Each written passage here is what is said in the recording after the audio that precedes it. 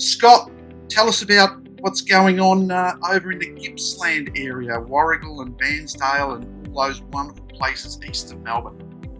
Yeah, good morning, Dom. So there's, when you look east of Melbourne, it kind of started at Pakenham, which is like 60 minutes out of the city now, and Pakenham all the way down to Mallacoota, where the 2020 January fires were. We kind of span an area of about 4 hours.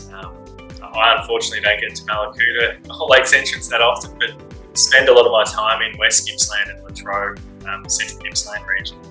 And I think what we're seeing at the moment in Gippsland is a real shift in the agriculture space, where we're seeing, I suppose, more jobs be advertised through some of the more traditional methods of how people might kind of find out about jobs being available. And then we're also seeing this growth in the digital tech space, where I think in the last 2 to 3 years, we've seen a number of new firms, new startups really start to come out of the local startup scene through Startup Gippsland. And then that space is starting to grow, and we're not just seeing startups in this space of professional services, we're seeing developments in agri-tech, sport tech, health tech, fintech, and all of these emerging spaces that are being really, I'll say, heavily explored across the Gippsland region. So we feel like it's a bit of a melting pot, but I get that other regional areas are having that same experience. I think we're kind of really excited about the growth, and with that growth, we need people to support those areas and those industries that have skill sets. So it's not just employment opportunities, and this is the area that you focus on, or it's really about starting businesses as well. So if there are internationals out there that are wanting to start businesses, there's a hell of a lot of support out there, and I think with some of the people you're involved in and groups that you're involved in, you would welcome internationals to come along and get involved. Absolutely. So that there are a couple of different networks now across Gippsland that's supporting I suppose the deployment of new programs that are supporting employment places, which haven't been in place in Gippsland before.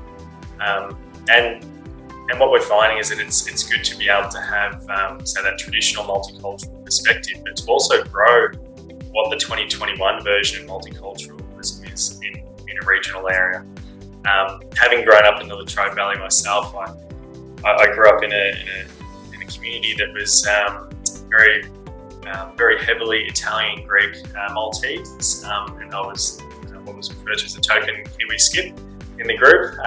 Now we see a very mixed multicultural approach coming across the entire region, even to the extent of the different farming practices that have been introduced from different African farming communities that are coming in and introducing newer processes, or just different processes to harvest food as well. So it's becoming a really exciting time, and as we said, some of the jobs that were there, say 10 to 15 years ago, in the more traditionalist roles like the power stations that we've been known for a long time, they're starting to dry up. We've seen one power station being closed in the last 5 years. We're transitioning to a renewable energy economy. How does that look? We're still finding out. But we need, again, people with engineering backgrounds, people with specialist skill sets that can come in and support the economy across the 6 councils to really grow and thrive over the next decade.